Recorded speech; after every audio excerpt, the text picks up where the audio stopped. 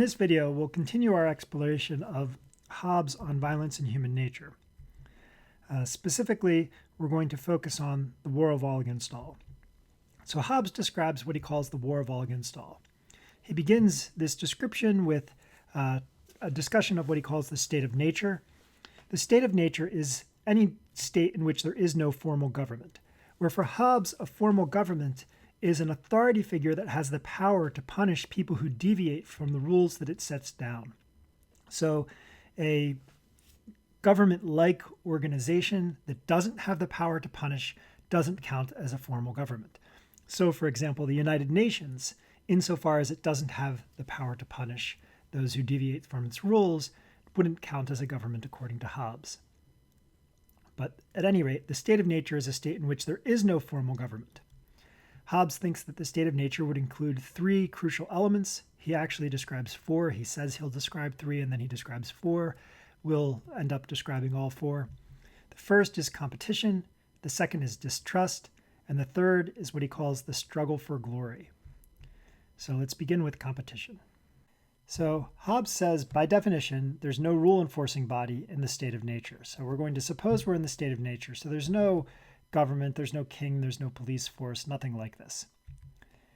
Now, he also claims that everything in the state of nature could be useful to you, and therefore it's inevitable that desires will surpass resources. What people want will be more than they can have. So why does he think everything is useful in the state of nature? Well, suppose we have something simple here, like a little log. And along comes a person who sees the log and thinks, I could use that to make a fire. Well, someone else will come along and think, I could use that log to beat up a raccoon and then eat it.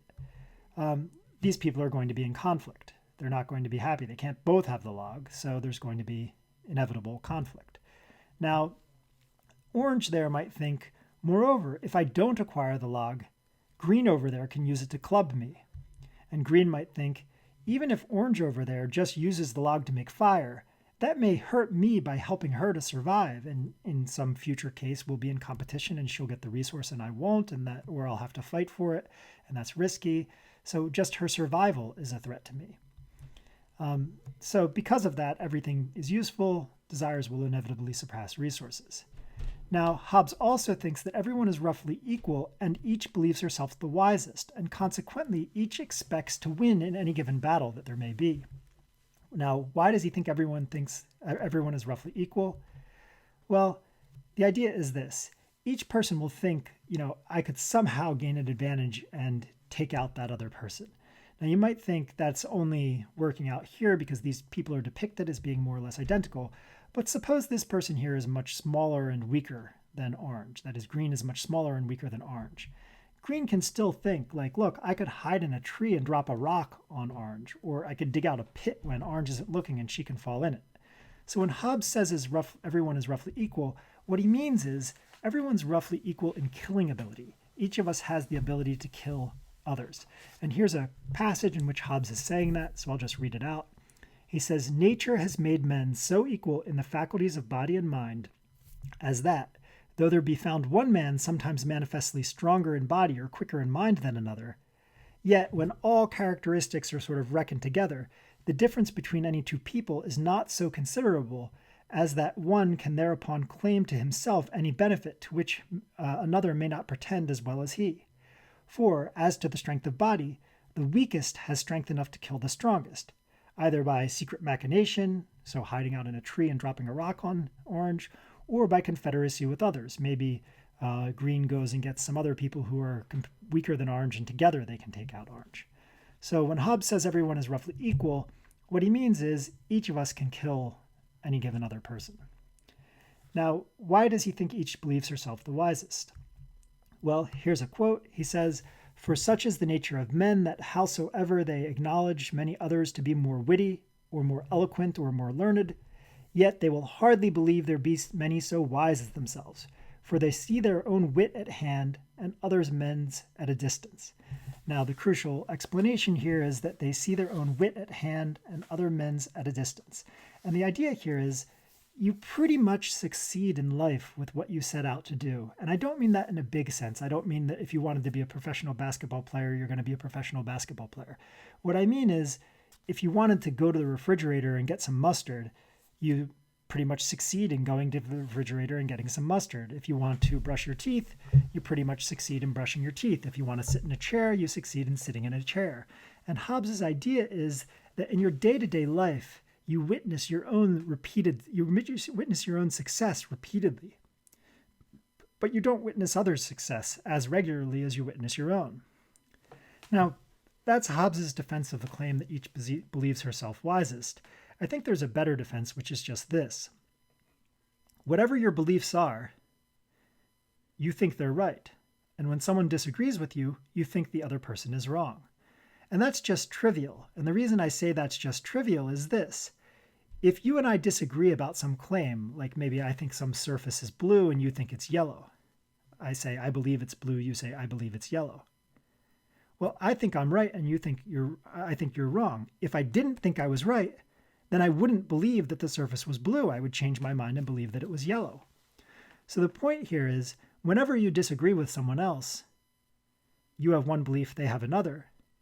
If those beliefs are in conflict, you think you are right. Otherwise, you wouldn't have the belief that you in fact have. You would switch your belief to the other person's belief. So when we say each believes herself wisest, we can mean something as simple as this. Each of us believes that the beliefs that we have are the correct set of beliefs. Okay, next up. If there is no rule-enforcing body, and desire surpass resources, and each of us expects to win in battle, then each person is a threat to each other person. So the idea here is pretty straightforward. If there's no bludgeon out there to beat us down when we get out of line, that is, there's no one to enforce rules, and I want everything, and so do you, and I expect that I can win if we fight, then I'm a threat to you. And because you want everything that I want, and you expect to win in a fight, and there's no one to punish you if you get out of line, you're a threat to me too. Well, in fact, we've already shown that there is no rule-enforcing body, says Hobbes. We've shown that desires surpass resources because everything is useful, and we've shown that each expects to win in battle because everyone's roughly equal in killing ability and each believes herself wisest. So it follows, thinks Hobbes, that each person is a threat to each other person. And this is the first crucial element of the state of nature. There will be competition. Each person is a threat to each other person. And here's a nice passage from Hobbes where he elaborates. He says, "And from hence it comes to pass, that where an invader hath no more to fear than another man's single power, if one plant, sow, build, or possess a convenient seat, others may probably be expected to come prepared with forces united to dispossess and deprive him, not only of the fruit of his labor, but also of his life or liberty, and the invader again is in like danger of another." So the idea is you should always expect people to attack you and be on the ready. And Hobbes is hinting here that doing something like planting is not really a good strategy, because if you expect others to attack you and you're sort of farming, you're putting yourself at serious risk. Okay, so that's the first element of the state of nature, competition, and it leads to each being a threat to each. Now let's look at the second, distrust. Now, first premise here is this. Because each person knows she's a threat to others, that others are a threat to her, and everyone knows the same, each person expects others to attack her. So think of it like this. You have orange and green again. Orange is thinking I could take that guy in a fight, and green is thinking I could hide in a tree and drop a rock on that guy. Orange thinks he knows I could take him. Green thinks she knows I can drop a rock on her. Orange thinks he could drop a rock on me, and green thinks she could beat me up. Now orange thinks I know that green knows that I can beat him up, and that green knows that I know that he could drop a rock on me. And green thinks I know that orange knows that I can drop a rock on her, and she knows that I know that she could beat me up. Now orange thinks I also know that green is motivated to attack me because I know he wants my stuff. And green thinks the exact same thought applied to orange. Well, because of that, each person expects the other to attack at any second. So, because each knows she's a threat to others and that others are a threat to her and everyone knows as much, each expects others to attack her. Now, Hobbes says, look, if each person expects others to attack her, then each person is motivated to strike first and thereby prevent being attacked herself. And we've already established that each person expects others to attack her, so we can now conclude that each person is motivated to strike first and thereby prevent being attacked herself. Okay, so that's distrust. Remember, competition leads each to be a threat to each. Distrust leads each to strike first. What about the struggle for glory? Well, people who attack most viciously gain a reputation for being ferocious, for being vicious. Think about it like this. You have these two people who are in conflict over this stick, and let's say orange gets it first, and she manages to hit green with it, and green goes down. Now, orange has won the stick. So what does orange do next? Well, orange is going to think through two different options. Here's option one. Orange imagines, look, I could just say, I got the stick, that's what I wanted, so I'm going to leave. And then, what's going to happen is green is going to think, oh, I'll get her next time. So orange doesn't like that so much. She doesn't want green to be thinking that, that green will beat her up next time. Here's option two. Orange can think, well, I'm just going to beat green rather severely, and then go through and beat green rather severely. And now orange thinks, well, how will green react to that?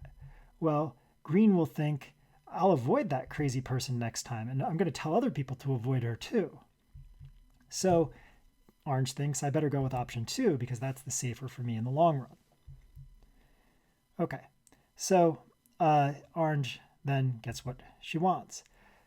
The point here is this kind of reputation will cause rivals to back down. Green isn't going to confront orange again. Green is going to stay away, thinking that person's crazy. I need to be really careful of her. And green may tell others too, so other rivals will back down. So this reputation for ferocity has advantages, because when others back down, you get more resources at lower cost. Even if orange won this battle, green may win next time. But if you can get green not even to engage in the battle, if you can get green to back down before there's a battle, then orange will get more with less risk. So here you can imagine they both come across one another again, and although green has healed up, green remembers being beaten so severely and thinks, oh, it's you, the block is all yours, I'm going to get out of here. And now orange got the block without any risk to herself. So the idea goes, people who attack most viciously are going to gain more resources at less cost, and since that's your goal, right, that's what everybody wants to do, is gain more resources at less cost, everyone has motivation to attack, not just, in the first place, not just preemptively, but as viciously as possible. Okay, so competition leads each to be a threat to each, distrust leads each to strike first, and the struggle for glory leads each to strike as viciously as possible. Finally, we get to domination. Here's Hobbes' idea. He thinks, you might think even if each is a threat to each is motivated to strike first, and each is motivated to strike viciously, there may be moments when I'm sort of satisfied with what I have. So in this particular moment, I'll avoid a fight if I can. So if I'm green and I'm hiding behind this rock and along comes orange with her stick, I have some advantage. I have the surprise attack here going. I could win, thinks green, but I'm just going to let her pass. Not because I'm worried about her vicious attack, it's clear to me I'd win this time, but just because I don't really need that stick. But Hobbes says that's never going to happen. Why? Because now along comes this person from the other side, and green will think, I should have gotten that stick, I could defend myself. So the point is, you never know what could be useful going forward, so you should try and get what you can every time. And here's a passage from Hobbes. He says, if others, who otherwise would be glad to be at ease with modest bounds, so it means you don't want that much stuff, should not by invasion increase their power, they would not be able long time by standing only on their defense to subsist. So the Hobbes' idea here is, if you don't try and get as much stuff as possible, you're putting yourself at risk. Someone is going to attack you to get what little you have. You want to acquire as many resources that can help you survive as possible so that at that moment when you get attacked, you're in a better position to defend yourself. And so the idea is we're always motivated to strike, even when we're temporarily content with what we have. And Hobbes thinks that this situation, this state of the state of nature, if there's no government, we have competition, distrust, the struggle for glory and domination, leading each to be a threat to each to strike first, each to strike viciously, and each to always strike, will lead to what he calls a war of all against all. And he says, in the war of all against all, life will be solitary, poor, nasty, brutish, and short. Here's a quote. He says, in this kind of condition, this war of all against all, there's no place for industry, because the fruit thereof is uncertain, right? If you plant a field, it may be that someone else ends up with the benefit because you get killed before you get to reap your reward. And consequently, he thinks there'll be no culture, no navigation. There won't be any commodities that are imported by sea. There won't be any large buildings. There'll be no instruments of moving and removing such things as require much force because there won't be any large machinery. There won't be any knowledge on the face of the earth, no account of time, no arts, no letters, no society, and which is worst of all, there will be continual fear and danger of violent death. And the life of man will be solitary, poor, nasty, brutish, and short. So that's what Hobbes thinks life would be like without government. Next time, we'll talk about how this provides the foundation for justification for having some government rather than none at all.